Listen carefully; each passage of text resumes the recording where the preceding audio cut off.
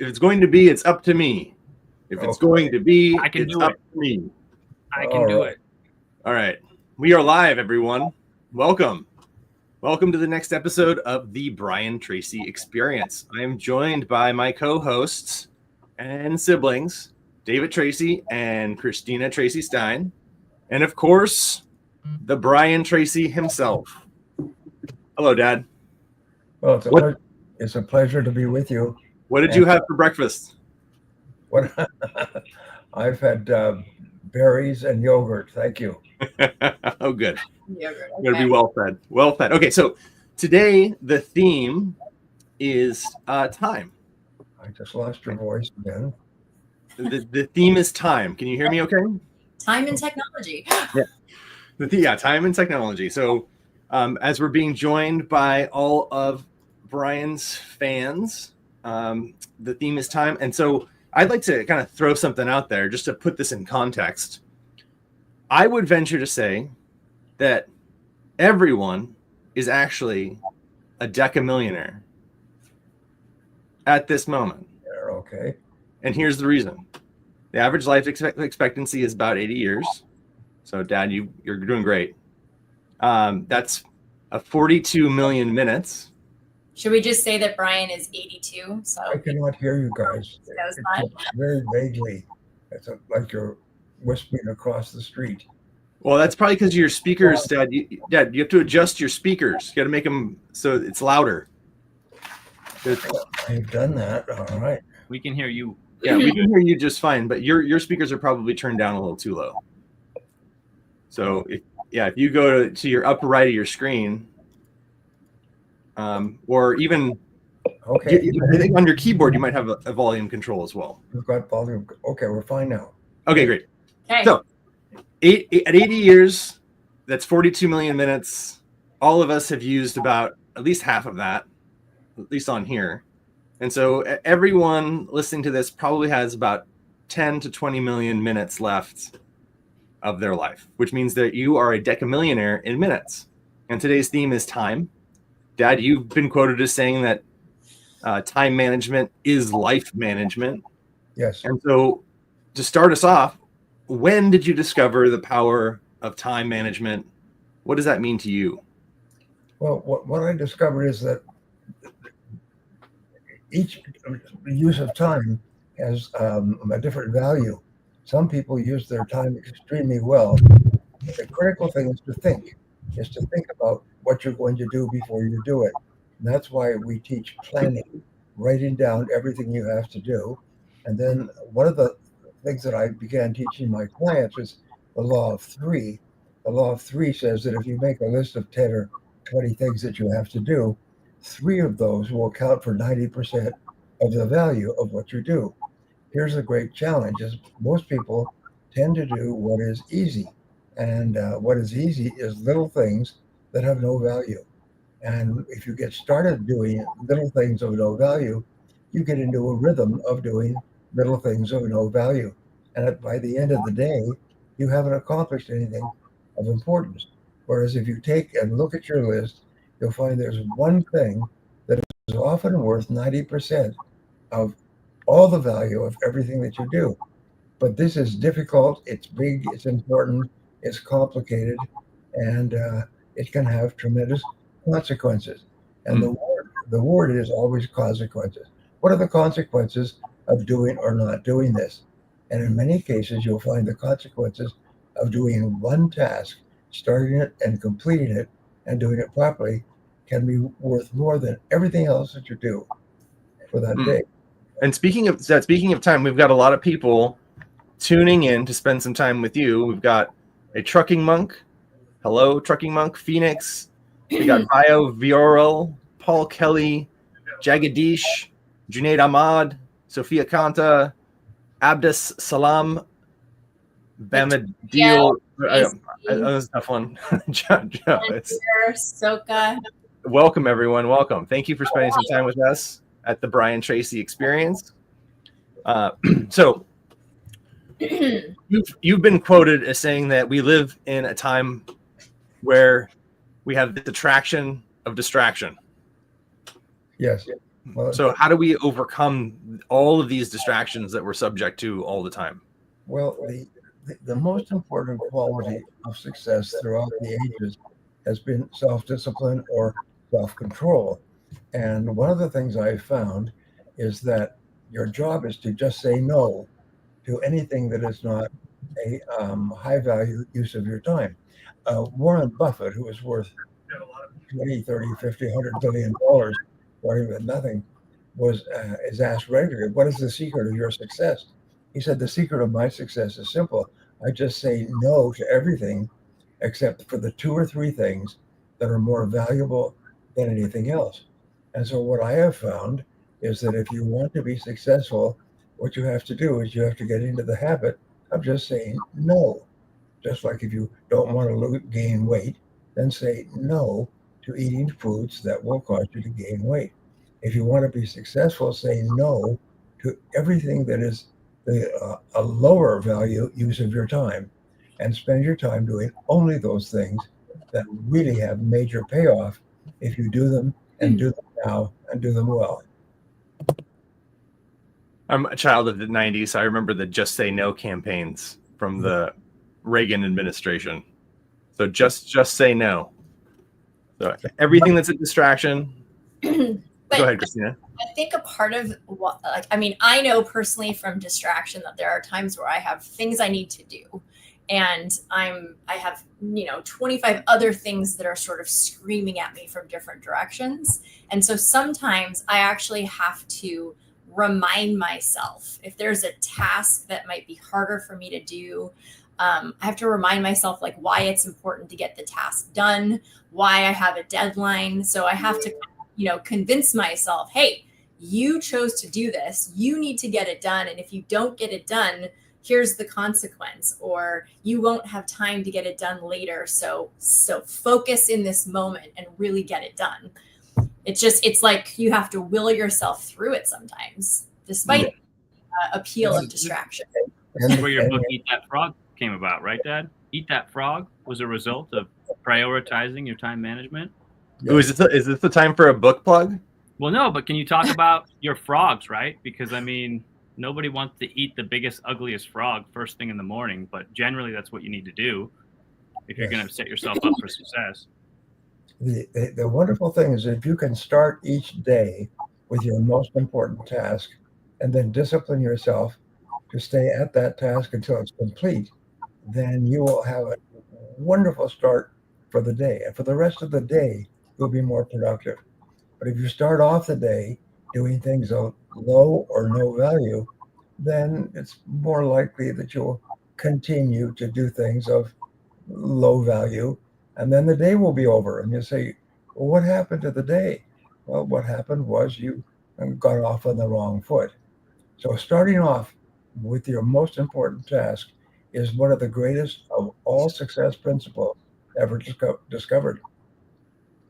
And I remember there was some science about how it takes about 17 minutes to get back into a focused state to do work after you're distracted. Yes. So if somebody's getting a text message or an email ping every 20 minutes, they're only doing about 9 minutes of focused work per hour, yes, which is substantial. So maybe we can talk about that. How do you handle distractions? How do we do it? I mean, there's never been a more demanding time on everybody's attention. There's never been more companies that are trying to distract you, from social media to content creation to YouTube to Netflix. So what do we do, Dad? What do you do? Well, it's all a matter of self-control. Now, the interesting thing is that if you discipline yourself to start and complete your most important task, the first time you do it, it will be hard. The second time you do it, it will be not as hard. And if you do it on a regular basis, start off every morning with your number one task, soon it becomes a habit and it becomes easy and automatic. As you start off the day and say, all right, what's my number one task? And you just do that and nothing else until pretty soon it's just automatic. You breathe in, you breathe out, you discipline yourself to work on high value activities. And the other thing is that your brain releases both dopamine and endorphins when you start and complete an important task. If you start and complete an unimportant task, you get really no bang for the buck. But if you start and complete an important task, you get a buzz. And what they have found is that you can actually become positively addicted to the feeling of task completion. And you feel valuable, important, in control.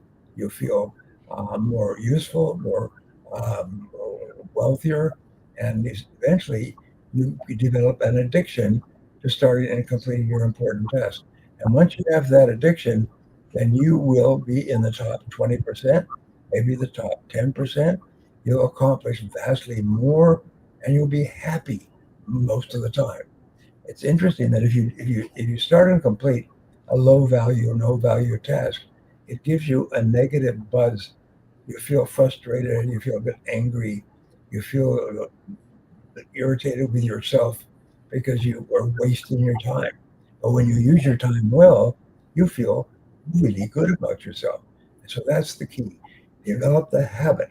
I just finished another book, and in the book, they brought in outside writers, and they said that basically your entire life is determined by your habits. If you have good habits, productive habits, then your life is going to be very different than if you don't have those habits. And so you have to develop the habit of starting and completing your most important task. And it's not easy. If it was, everybody would be successful, happy, productive, and rich. So Dad, you say number one task, but Yeah. there was a famous general that made a speech and he said, well, it doesn't have to be the biggest task. Sometimes it just has to be like making your bed in the morning. Yes. So how does like making your bed in the morning cascade into being more productive throughout your day?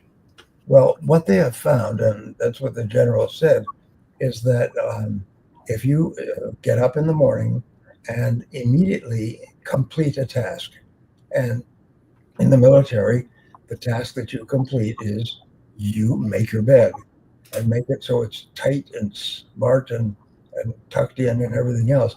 If you just do that, which only takes 30 to 60 seconds, you'll have started the day with a complete task. And from then on, you're much more likely to start and complete additional tasks and bigger tasks, especially bigger tasks. Well, I remember when we were kids, Christina and Michael, you might remember this, but every morning, Brian would get up and he would throw himself into the pool first thing in the morning. Remember that? Yeah, sometimes naked. Yeah. Yeah. And then he would do all his weird stretches. Yeah, but that's part of it, right? You obviously didn't want to do that, but by doing that, that was one of your frogs, set you up, gave you the dopamine spike to go into your office and hustle. Well, I have a question. Once you get up and throw yourself in the pool, you're underway for the day. There's no going back. But you said like low. So let's talk a little bit about like low value versus high value tasks, right? Because I think there's something to deciding what, like you said, if you complete a low value task, you don't really feel that great. You don't get that dopamine hit. You only really get that if you complete a high value task. But you have to sort of, I believe, determine your high value tasks in advance so that you are focused on accomplishing those tasks before you get distracted by the low value tasks. I think low value tasks are often, are ways of procrastinating, and you could spend an entire day completing, 25 low value tasks. And at the end of the day, being like, I was so busy, but I really accomplished nothing, versus one high value task that makes you feel really good. Great. This is the great time management technique or methodology, is a yellow pad where you write down everything before you begin, and then you organize it and you say, if I could only do one thing on this list, which one task would contribute the greatest value to my life and work? And put a circle around that, and then discipline yourself to start and complete that task. If you could get into the habit of using the yellow pad, you will become one of the most productive and eventually highest paid people in your field. So to kind of go back to what Christina was saying, and I don't know if it was you that said it, Dad, or I read it somewhere, but when you conceptualize a task, you can think of them as loops, right? And so like a low value or a small task is like a small loop, right? You start it and you can finish it reasonably quickly. And a high value task or a big task is like a big loop, right? And sometimes a big loop task might take days or weeks or Yes. months to complete. Yes. And so the thing is, if you're going to do a small loop, fine, do a small loop. If you're going to do a big loop, try not to open up. Try not to start too many big loop tasks at the same time, because then you start task shifting on your big value tasks. And like Christina said, you feel incredibly busy all day long, frantic almost. And at the end of the day, you sit down and you go, what did I accomplish today? And the answer is nothing, because you've only done a little bit on all of these big loops, but you haven't actually closed any of them. So nothing's been accomplished.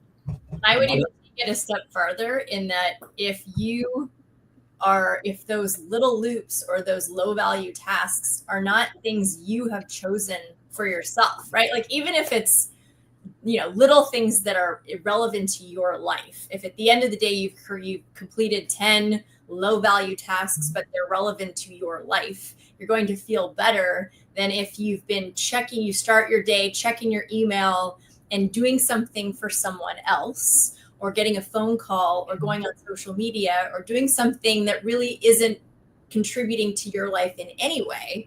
You're basically reacting to wants and needs from other people. It makes it even worse. So it's low value is better for if they're your low value tasks versus someone else's low value tasks. Was it Zig Ziglar that said you can either be a wandering generality or a meaningful specific? Yes. Well, I don't know. You mentioned task shifting, Michael. I mean, people think, what do you say to the people who say, I'm really good at multitasking? You say multitasking doesn't exist, right? It doesn't, right? Because all you're doing is putting your attention on different things at different time. You can't. How can you really do two things at once? Sure. Like, could you do something else other than this podcast at the same time? Like, could I write a book and be on the podcast? Like, I'd just be shifting my attention between the two things. Can you hold two different thoughts in your head at the same time? Ooh, that's a good question. Hey, Dad, can you hold two thoughts in your mind at the same time? There's a saying that the ability to hold two thoughts in your mind and continue to function is the mark of a superior mind. And whether it's true, I don't know. But one of the things that we know is that the most important word for success, and we're assuming that everybody who's on this call wants to be more successful, is the word results. Results. And the key to results is to ask what results are expected of me, and of all the results, what is the most important single result? And then the second part of success is task completion. Is nobody gets paid for task working on, as you get paid for task completion, for finishing tasks, for developing a reputation, for being the kind of person that if they give you a job, you will do it and you will complete it in a satisfactory way. And if you develop that reputation, all the doors of opportunity will open up for you. There always is a task completion. So ask yourself, if you could complete one task today before the day was over, what one task would contribute the most to your life and your career? And that is always very clear. And if you don't know what it is, by the way, go to your boss and say, if I could only complete one task, what would be the most important task for you, for your boss? And always make sure that you are working on what your boss considers to be the most important thing that you can possibly be doing. But you brought up a lot of sales guys, Dad. And generally, when I started in real estate, and I'd go to the office and I'd spend an hour doing market research, and then I'd listen to your stuff. And I realized that no one's paying me to research the market. The only way I get a contract signed is if I prospect. And so I realized when I did that exercise with those three main tasks, if I'm not prospecting, I'm not talking to people, then none of the other stuff matters. And so most sales guys, it's prospecting. I mean, your experience would be that too, right, Michael? Oh yeah. I mean, if you're not talking to customers, one of Dad's favorite lines is, the guy in the sales office who's looking at all the salespeople, and he's like, "Hey guys, there are no customers in this office, so you don't need to be here. You need to go find some customers." Yeah, belly to belly, eye to eye, face to face, and that translates into, I mean, one of the things that we're all accomplished speakers, and we all know that the best way to prospect as a speaker is to speak, is to get in front of a bunch of people. Because you can, like when I was doing door to door, Dave, you've had some door to door experience too. You're talking to individuals one at a time, and you're knocking on a lot of doors in between those conversations. And so you can't really scale that. But if you can stand on a stage in front of 100 or 500 people, and you can explain the value and the results that your product or service delivers, you're going to get 20 people, 30 people, 50 people to raise their hand and say, "That's me. I want to buy that." So yeah, I think, for a salesperson to prioritize being in front of customers is your number one thing. But David, you mentioned eat that frog, and Christina, you mentioned having all these tasks and kind of being overwhelmed. Dad, maybe you could, elaborate on your ABCDE method. This is sometimes the ABCDE method, sometimes called the Eisenhower method, because Dwight D. Eisenhower, when he was in charge of the Allies and the invasion of France, came up with this. But what it says is that there's 5 tasks. Number 1, A, is very important, must be done. Serious consequences for not doing it. The second is B, is important, must be done, but not before all your A tasks are done. C is unimportant, something to do when you have lots of time. D is delegate, is all your job as a manager, your job in life is to get the job done by someone else. So delegate everything that you possibly can. And then E is eliminate, is ask yourself, what would happen if this was not done at all? And if the answer is nothing, then just don't do it. It's amazing how much time we spend doing things of low or no value because they're easy and they're fun and they're convenient. But successful people always work on the number 1, the A, the most important thing they can do, and then discipline yourself to stay with it 100% until it's complete. Yeah, I've noticed that I make these elaborate to-do lists almost daily, and there's always a collection of like 7 or 8 things that carry over, and then carry over again, and then carry over again, and then after a couple of weeks, I look back and I go, none of them actually had to be done anyway. they're just carryovers. They're those there's the D's and the E's, as you elaborated, Dad. Yeah. So it's again, it comes back to self-discipline, self-control. Is discipline yourself to do the most important thing. As Buffett said, just say no to anything that is not the most important use of your time. So maybe we can talk a little bit about like the use of your time, just the idea of like work-life balance, or, like really determining, like we're talking about business, we're talking about, what's going to be the most lucrative in your business or make you the most money, but also what is going to move you forward in your personal goals, right? Like your relationships and your family and your health.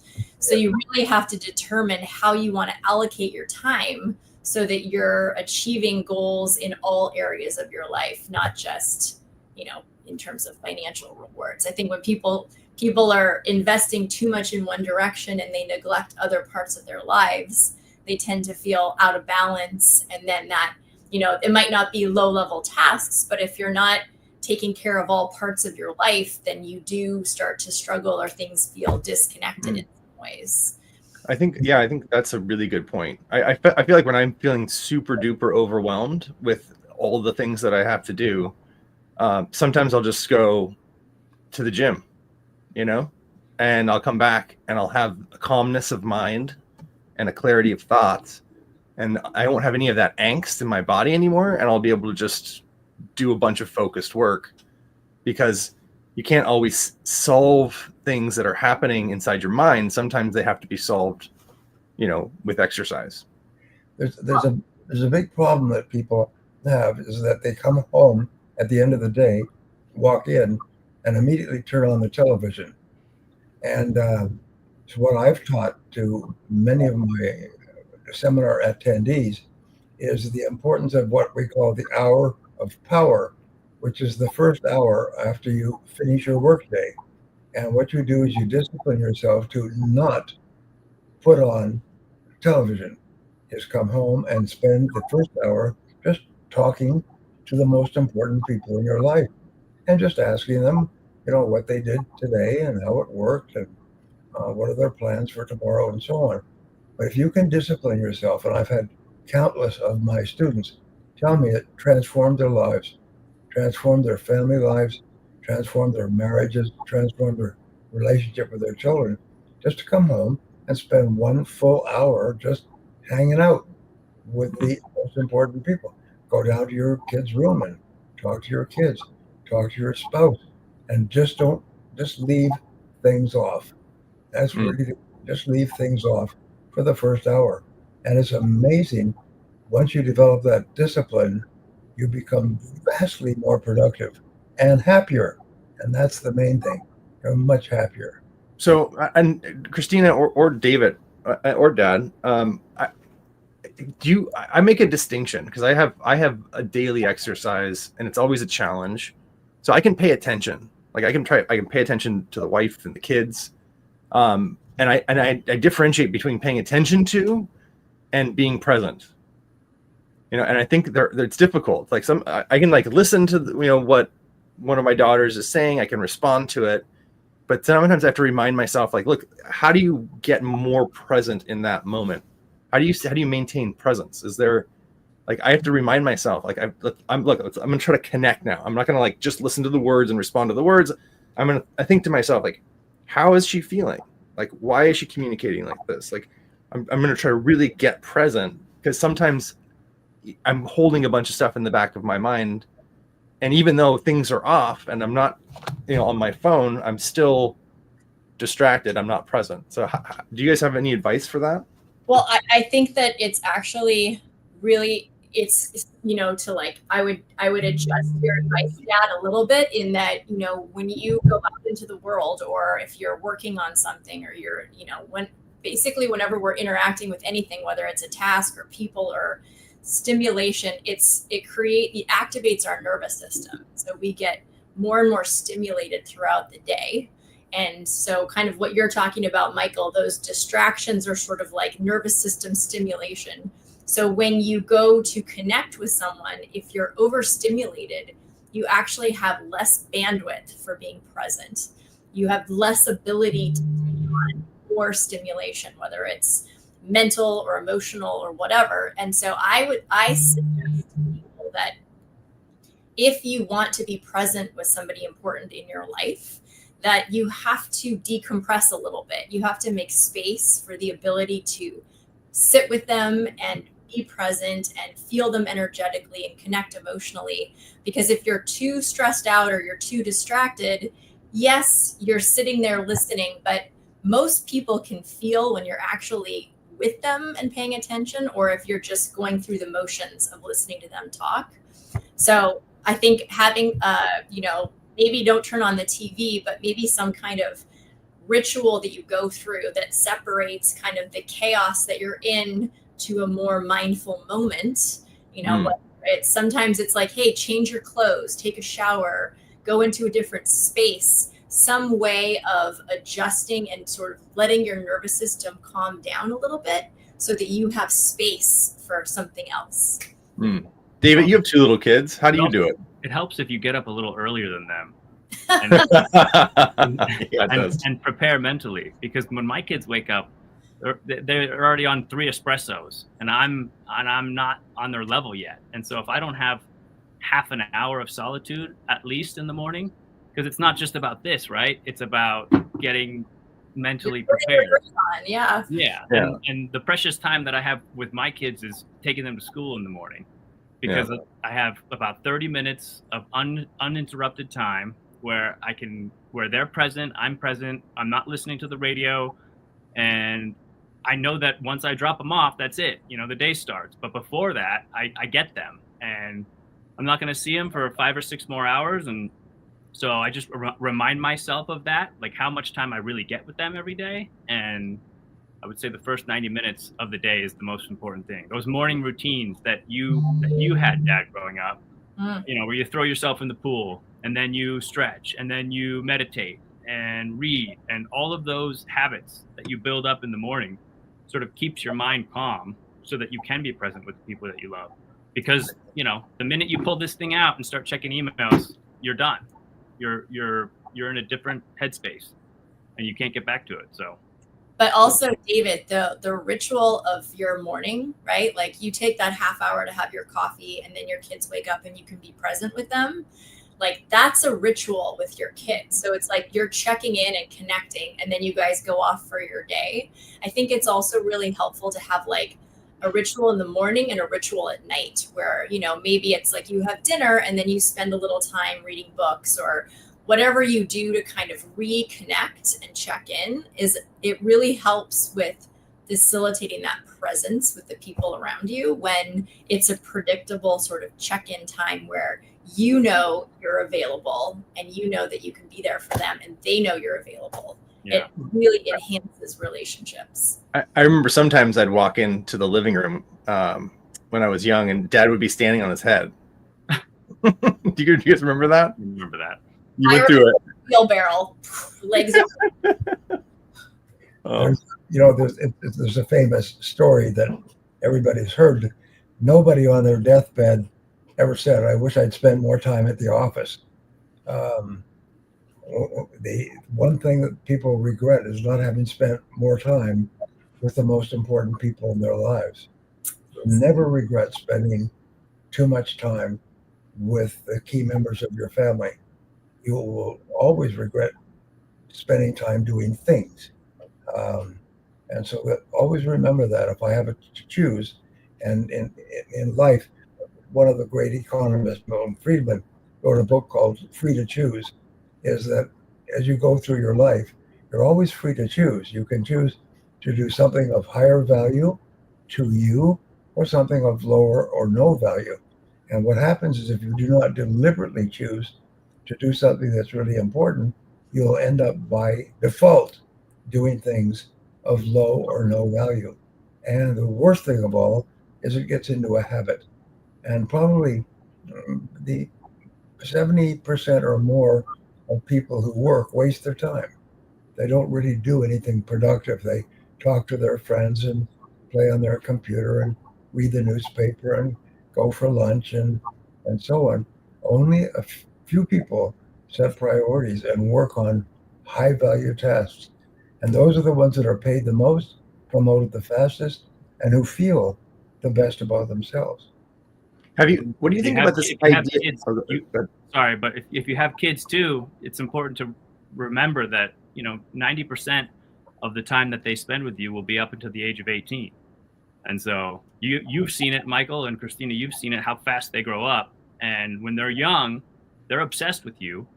And as they get to be close to 10, 12, 13, you're not the focal point in their life anymore. And so when you have kids, especially if they're young, spend every minute that you can with them.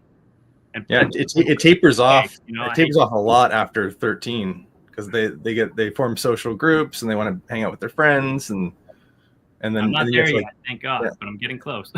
Well, and I also think it's important to know that, like with kids, right? Like when they're young and their focus is you as parents, you're the center of their universe, and then their friends become really important. And you have to continue to cultivate those connections and those relationships, because if you let that kind of, yes, they will protest it, but you have to maintain regular connection, routines, and traditions in the family. Otherwise, you do disconnect from them, and then that creates that separation. But I think that you can continue to earn and cultivate a friendship with your kids that lasts a long time if you are intentional about it. Yeah, that's the thing. You have to be intentional. You have to carve out some time. Yeah. You have to create those family traditions. You know, they don't have to be your friend. Like they aren't obligated to stay in a relationship with you. I think that you have to earn it. So I have a question, and it's kind of on the topic of time. What do you all think about this concept of a reverse to-do list? Have you guys heard of this concept? No. Where it's like you write things down as you accomplish them throughout your day. And so at the end of the day, you have a list of all the things you've accomplished instead of a list of all the things you didn't do. Oh yeah, I do that, and I put checks and smiley faces, and I celebrate all of my accomplishments. Yes. Okay. Great. I mean, I use a planner pad. I like a writing down planner. I have all of my tasks for the day all scheduled out. So I'm all about keeping track. So I think it's so important to be proactive with your time. And you can only be proactive if you actually are like deciding how you're spending your time. Well, that's actually that's an interesting point, and I keep on going back to this in my mind too. I think to overgeneralize, there's only two types of people, right? There's reactive people, and there's proactive people. Yes. And reactive people like tend to wait for something and then they react to it. Like, so, customer service, the phone rings, they answer it. And there's a lot of very great reactive people out there, but I think that puts a real big cap on your income because you're waiting for somebody else to feed you the work and the job. The alternative is to be proactive, which means like every day you have to wake up and say, what has to be done today? Like what needs to be accomplished? And then you go, I have to go and accomplish that. And so you actually have to go and take all of these proactive steps. You got to reach out, you got to make phone calls, you got to create something, you got to shoot this, there's just a bajillion things that have to be done. But if you're proactive, you're the one that's feeding yourself the work. And I think that mentality shift from reactive to proactive is like a 10x on your income. What do you guys? How do you make that shift?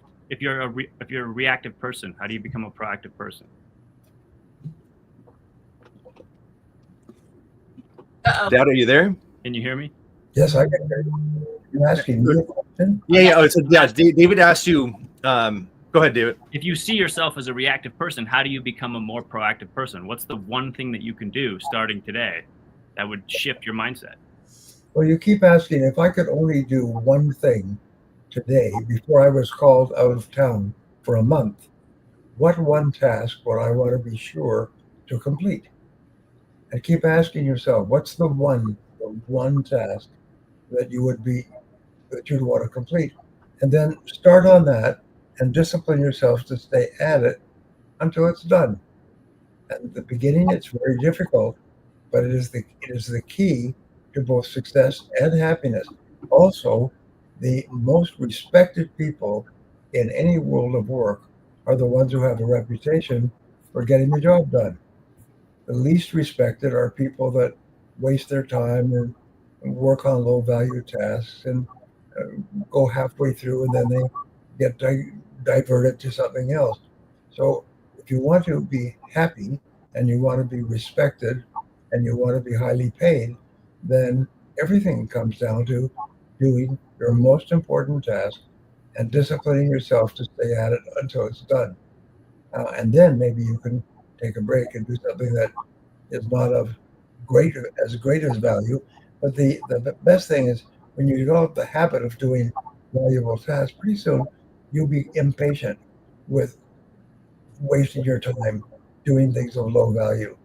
And so Dad, how do you determine which is your high value task when you're looking at your list? How do you evaluate your list? And like you said, if you write 10 to 20 things, 3 of those things are going to have the biggest impact. How do you evaluate and determine that when you're looking at your list? Well, the question that I teach in my coaching programs is ask if you could only do one thing on your list. And that's why it's so important to have a list. If you could only do one thing on your list, what one activity would contribute the greatest value to your career. If you did it and did it well and did it promptly, what one thing would earn you the greatest respect from other people? And that jumps out at you. That's very clear. And as I said earlier, if you don't know what that is, it's very important that you find out what it is. You ask your boss, you ask other people, you say, I can do lots of things. If I could only do one thing, what in your estimate would be the most valuable, most important? So the same logic would apply in your household then, right? Yes, ask your spouse, right? Yeah. What would have the greatest impact on your family? What would have the greatest impact on your relationship? Your health? Maybe that's a way to think about going through the list. Everything in life is priorities. Some things are more valuable and some things are less valuable. Some things are higher up, some things are lower. And your ability to set accurate priorities is really the mark of your productivity, your life, your success, and it determines how good you feel about yourself. So I'm just going through the chat window here, and we've got a lot of really wonderful comments, Dad. Everyone's very appreciative of your time and your wisdom. There was a comment, I forget who said it.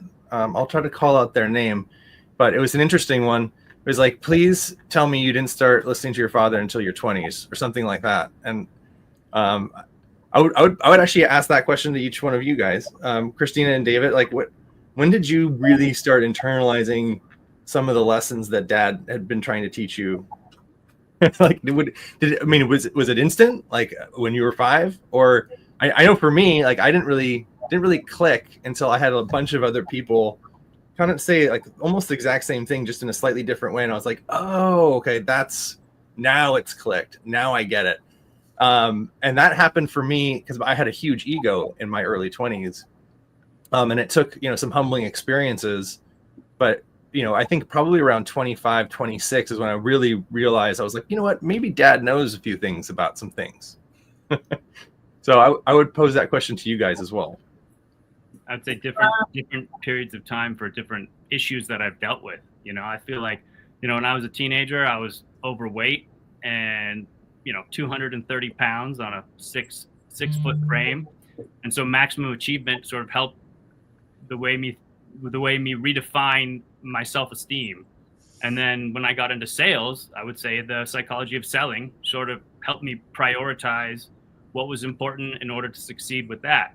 So it just depends on the problems I was facing at the time and the material that he wrote. But, we heard it over and over and over again as kids. And generally the natural reaction is to sort of just say, yeah, well, that's not, that's what you think, but that's not necessarily what I'm going to think. But when you hear how it's changed other people's lives, you come back to it. And so maximum achievement in my teens and psychology of selling in my 20s, those were big ones for me. Yeah, so that was Mark Gaudette's comment on Facebook. Yeah. I actually responded to you, Mark, because that was, I noticed that comment too. And I was like, yeah, no. I mean, having kids and being a kid and listening to your parents and when it actually like sinks in, I think, look, I have this issue with my husband. He'll give me advice and I'll listen to it and I'll be like, no. And then a friend of mine will tell me something and I'll be like, did you know what Mina told me? And he's had told me this forever. And I think it's similar with parents. And yeah, I mean, I was the youngest. Like I was born in 1980. So like I grew up with the psychology of achievement in the Phoenix Seminar in the beginning, in the early years.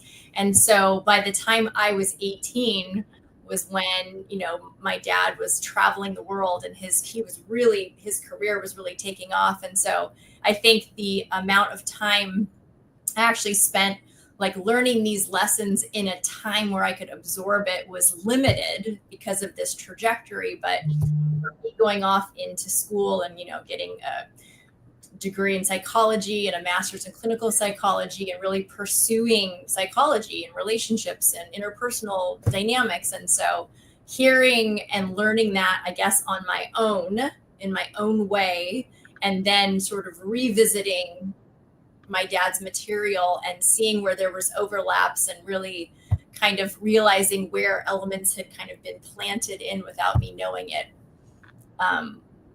was when I came back to appreciating his material. I mean, I still think that I've done things automatically, whether it's making lists or having a plan. I've always been a planner, but I think the structure of the ritual of writing the goals and listing them out in categories and those things have not been something I really embraced until I was an adult.